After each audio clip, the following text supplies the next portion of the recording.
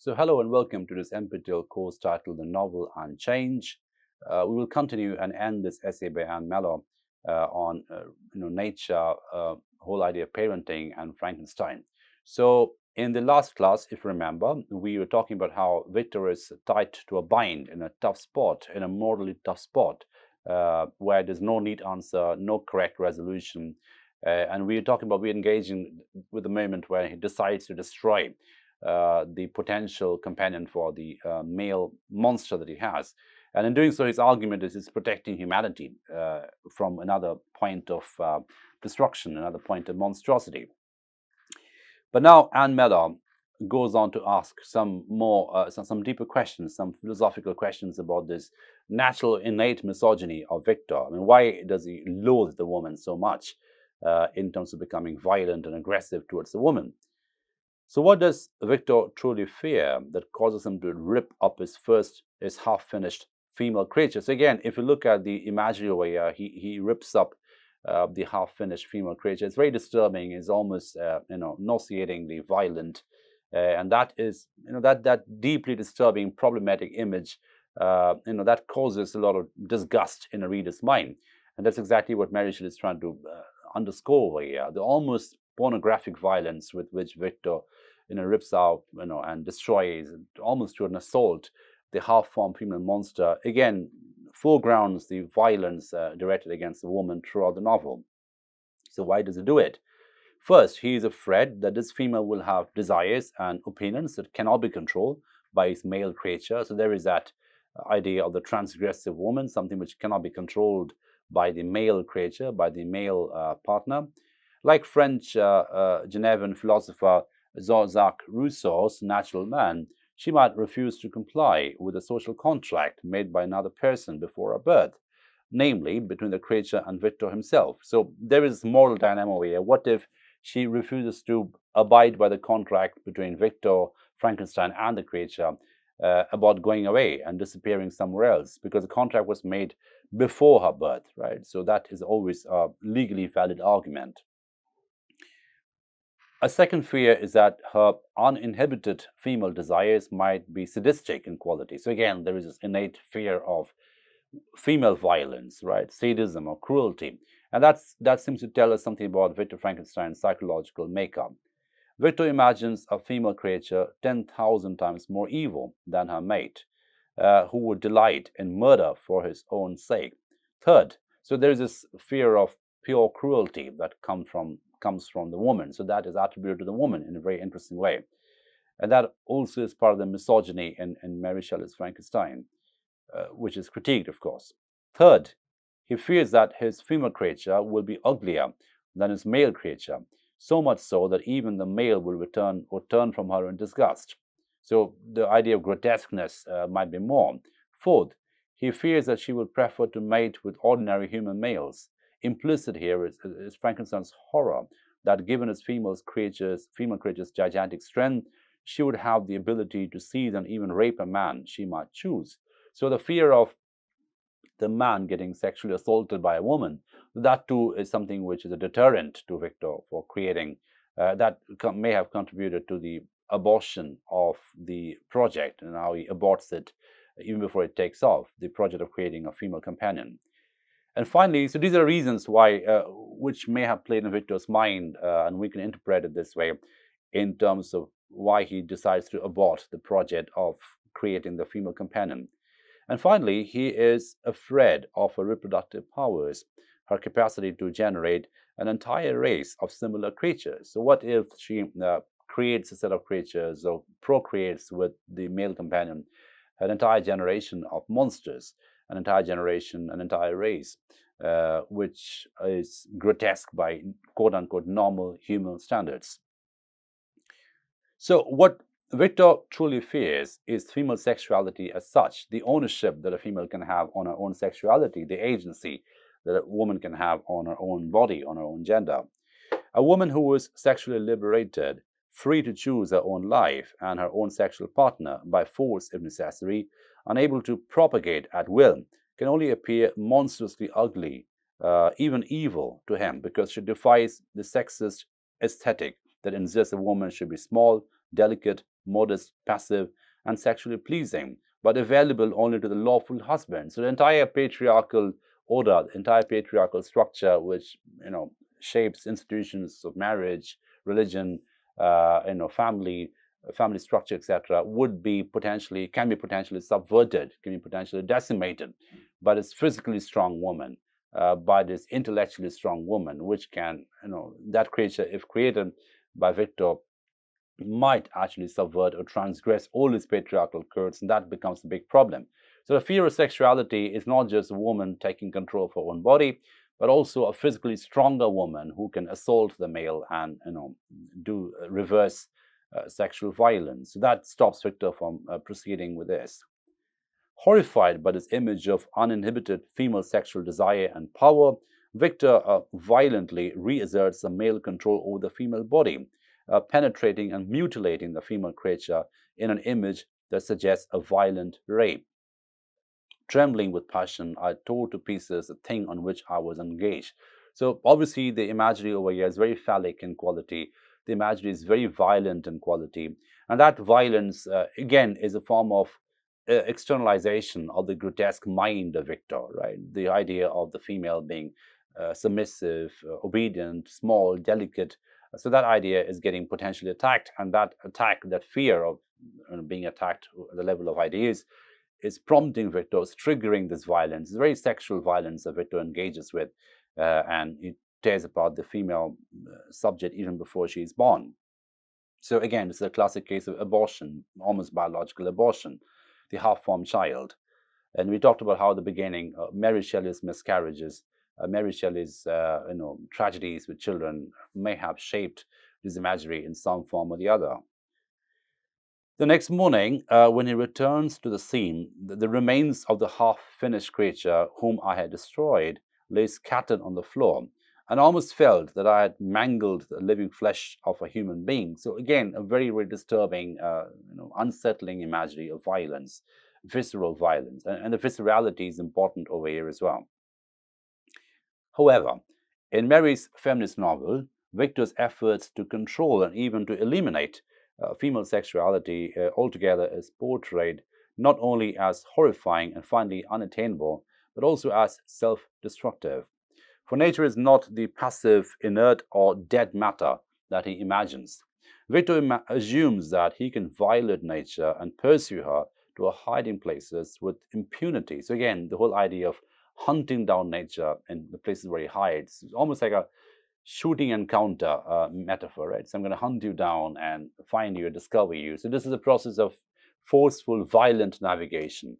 So nature cannot hide anywhere, and I'll pull out nature from hiding places with violence. Something similar happens at a level of exploration as well. So Walton, for example, at the beginning of the novel, has a similar ambition of going into the Arctic seas and finding all the hidden places of the Arctic seas, and in the process discovering this new navigational route, right? So again, this very process of mapping nature, creating a cartographic construct around nature, is a way to confine the wildness of nature. So just like Victor is very, very disturbed by the potential wildness, biological, bodily wildness of the female creature, the explorer in the novel, the sailor in the novel, also wants to take control of the seas just so any potential wildness can be thwarted, can be done away with. But Mother Nature both resists and revenges himself upon his attempts. During his research, nature denies to Victor Frankenstein both mental and physical health. Every night I was oppressed by a slow fever, and I became nervous to the most painful degree. When he decides to create a second creature and again defy natural reproduction, his mental illness returns. So almost feverish, and the fever image is important over here. Every word that I spoke in allusion to it caused my lips to quiver and my heart to palpitate. My spirits became unequal. I grew restless and nervous. Finally, Victor's obsession with destroying his male creature exposes him to such mental and physical fatigue that he dies of natural causes at the age of 25. So this is something which we sometimes miss in a novel, that Victor Frankenstein dies when he's 25 years old. He almost like what he creates consumes him back. And essentially and symbolically, he's consumed by his own ambition. He's consumed by his own overreaching hubris, right, which comes in quite literally at a very cellular level, consumes him back. Right. Appropriately, nature prevents Victor from constructing a normal human being. His unnatural method of reproduction spawns an unnatural being, a freak of gigantic stature. So again, something of an aberration, something which is a freak. Watery eyes, shriveled complexion, and straight black lips. His creature's physiognomy then causes Victor's revulsion from his child. So again, this idea of anti-affection. So instead of being drawn to the child with affection, he's repelled by the child in a state of anti-affection, and that itself, instead of the birth of the subject, this is the birth of the object, and that moment of abandoning the child from love, neglecting the child, this moment of abuse, the start of the abuse, that itself is a moment where the object is born rather than a subject is born. Okay, so it sets in motion the series of events that finally produces the monster and destroys his family, friends, and self. So we talked about how there are different orders of accountability. One for the monster, one, what he creates. One is to the monster, to this creature, and the third is on himself. And Victor fails in all three accounts. He fails to create something which is responsible, something which is ethical. So in a way, he destroys a large part of the ethical well-being in the world he lives in. Secondly, he fails to provide for what he creates. He fails to be a good father. He fails to be a good parent. So his accountability to what he creates is also hijacked, is also a frustrated, failed accountability. And finally, his accountability to his own self, which he again destroys because he destroys his own life, his own mental and physical health.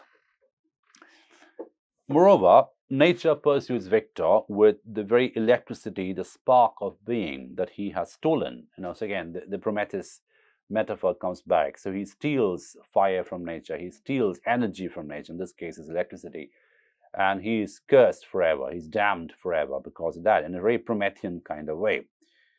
So lightning, thunder, and rain rage around him. So there's this constant images of lightning and thunder and rain in the novel, right? So which is like nature hitting back at Victor for stealing electricity, for stealing the energy of life. Rain pours down on the dreary night of November on which he contemplates his experiment. When he returns to Geneva, he glimpses his creature on the Alps through a violent storm and flash of lightning. After destroying the female creature, he sets sail to dispose of the remains in the ocean and is caught up by a fierce wind and high waves that portend his own death. I looked upon the sea, it was to be my grave. Victor ends his life in the Arctic regions, surrounded by the ice, the aurora borealis, and the electromagnetic field of the North Pole. The novel's atmospheric effects, which is why you find Frankenstein is so supremely cinematic in quality. So it has got all the elements, the visual panoramic elements of cinema, which is why it has historically lent itself to cinematic medium so seamlessly, so organically, right? So it is very atmospheric. The landscape is very atmospheric. It's electrically charged. We have this massive panoramic shots of storms and seas and electromagnetic currents and the aurora and in the Arctics. So all that spectacular, audio-visual elements which lend themselves so seamlessly into the cinematic form of representation are present in Frankenstein. So even the aurora borealis, which is supposed to be this most spectacular show of light, an electromagnetic show on Earth, the natural show, that too is part of the novel. So the novel's atmospheric effects, which most readers have dismissed as the traditional trappings of Gothic fiction, in fact manifest the power of nature to punish those who transgress their boundaries. It's nature hitting back. So the atmospheric effects in the novel are far from just aesthetic in quality. They're also punitive in quality. It's a punishment towards for transgression. It's a punishment for someone who wanted to overreach. So there is a Faustian quality about Frankenstein. This famous Faustian myth about someone who sells his soul to the devil to get ultimate knowledge, get transgressive knowledge, which has invested or which has informed so many representations. Dr. Faustus by Christopher Marlowe, for example. Something Faustian happens here as well. So Victor essentially, symbolically, he transgresses. He acquires, aspires for order of knowledge, which is beyond the permitted perimeter, so to speak. And so nature heads back with vengeance, right, for transgressing her boundaries. The elemental forces that Victor has released pursue him into his hiding places, raging around him like the female spirits of vengeance. The fury is a Greek drama. So again, fury is something which you find, in Greek drama rampantly. So there's hubris, there's hamartia, there's fury. There are these long stretches of oceanic currents, stretches of adventure across the oceans. All these elements of Greek tragedy, Greek drama, are recycled in Mary Shelley's Frankenstein, but it's not just because of aesthetic, atmospheric effects. They also have very serious and profound functions of plot in terms of what is happening in the novel. So Mary Shelley's novel not only portrays the penalties of violating nature, but also celebrates the all-creating nature that is loved and revered by human beings. Those characters capable of feeling the beauties of nature are rewarded with physical and mental health. Henry Clerval's relationship to nature, for example, represents one moral touchstone in the novel because he loved with order the scenery of external nature. He's endowed with a generous sympathy, a vivid imagination, a sensitive intelligence, and an unbounded capacity for devoted friendship. So whoever loves nature, whoever is seamlessly and organically connected to nature, gets good health, mental health as well as physical health. And of course, Victor Frankenstein destroys all this because of his transgressive nature of his experiment, of his super scientific project.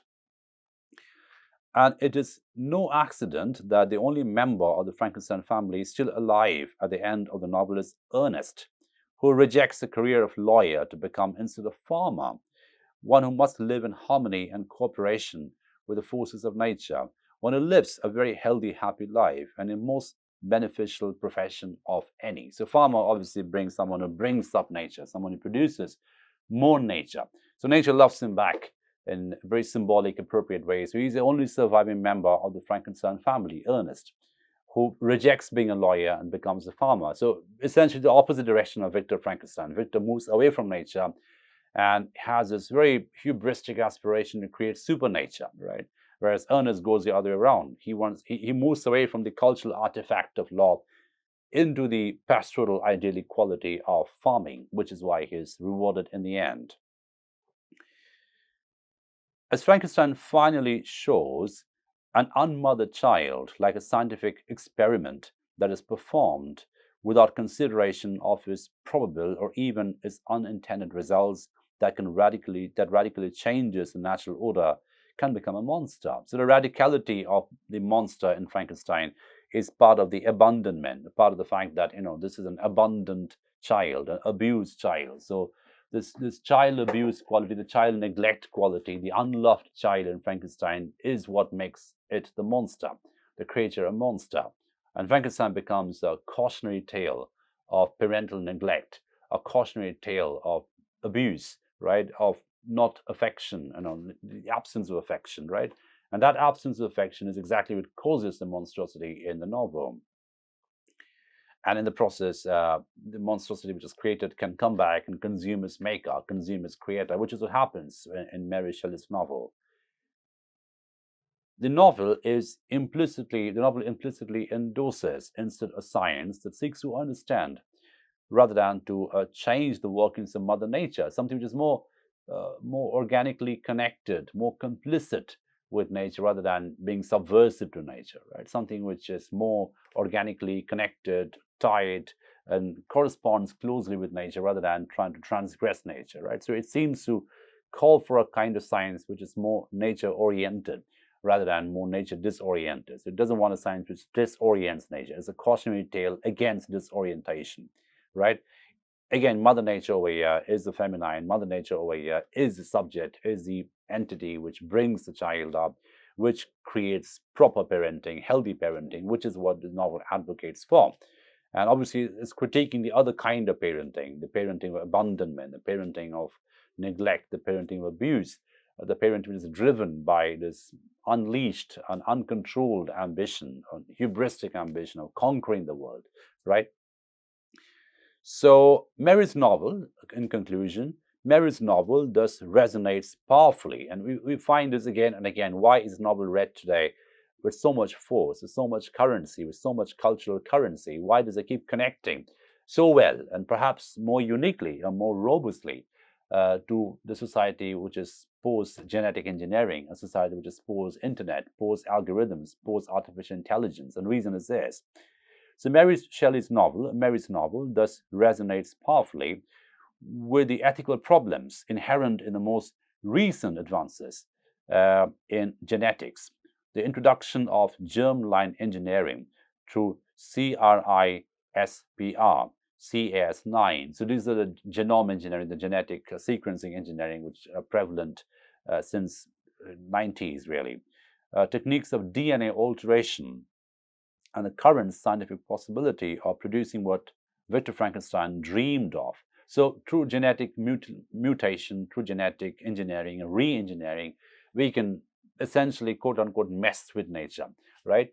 And with this messing of nature, we can subvert the natural sequences, the organic original sequences, and try to create a different order altogether, right? So this is, again, very resonant. This can dial right back to Victor Frankenstein's original fundamental fantasy of doing away with Mother Nature, doing away with woman, and creating this masculinist code of procreation. And I use the word code quite consciously because genes are codes, and genetic engineering is all about codes. And how can you recode and rewire the codes, right? So what did Victor Frankenstein dream of? Of a superhuman designer baby, right? This is a vocabulary which has come up in a post-genetic engineering culture. Designer baby. How you can design a baby rather than give birth to a baby. How can you design a baby through an artificial process? And the artificiality of the entire process is critiqued and warned against in Mary Shelley's novel. Lastly, at the same time, the novel vividly illustrates the terrifying ramifications and unintended consequences of such attempts to improve the human species, right? So the whole idea of improving the human species, this ambition, this aspiration, this hubris, that one man can improve the human species is something which is critiqued, in a very scathing way, in a very subtle yet scathing way. And the novel illustrates the terrifying dangers, the disastrous consequences of any ambition which wants to do this, right? So it is a cautionary tale which uses a lot of tropes of Gothic fiction, the entire panoramic landscape and all the rest of it. But at the same time, it's a tale which is deeply and richly resonant with our times in a post-nuclear fission culture, in a post-algorithm culture, in a post-genetic engineering culture. So with that, we end this particular essay, and we'll have one more session where we talk about Frankenstein and how it connects to the subsequent novels that we'll take up. But just in summary, just as a conclusion, we'll see how this novel, falling from Robinson Crusoe, and now that we ended looking at the secondary scholarship of Frankenstein as well, we find how this novel is deeply connected to some of the later works of literature that we will take up subsequently. And the discussions we'll have on Frankenstein will be in keeping with some of the texts we will take up in subsequent sessions. But just to remind ourselves one more time, I reiterate, this is a novel which is written by an 80-year-old woman. I mean, it's a prodigious work. It's a prodigious work of literature. It's a work of genius, really. It's one of the most enduring novels with one of the most enduring legacies of all time. And like you said at the beginning of the session, it has become some kind of an archetype. Right? You say the word Frankenstein, it literally and immediately pumps in a metaphoric imagination, metaphoric significance. It's about a monstrous imagination. It's about an experiment gone wrong. It's about creating something or someone which comes back and destroys the creator. So all this cultural, semantic significance, symbolic, semantic, metaphoric significance, is entirely woven around this metaphor, which is why this novel so richly has this archetypal quality. And I think it's a tribute, it's a corroboration to Mary Shelley's genius as a writer, that it still enjoys a legacy, very well-deserved legacy, through which we read it today in 2024. So with that, we end Frankenstein. We will have a session subsequently where we might use Frankenstein to move on to the other text subsequently. But what we've done throughout the last few sessions in the novel is look at the text and the context together. And hopefully you have a rounded, full idea of how this text can be situated within the context, the scientific political context, the French Revolution, the different scientific experiments and discourses around that time that Mary Shelley was obviously aware of, and how even the biographical details of Mary Shelley, the tragedies that she suffered as a parent, as a wife, the tragedies of neglect and abuse and abandonment, how even those contribute to the, or may have contributed to the plot of the novel in very, very complex ways.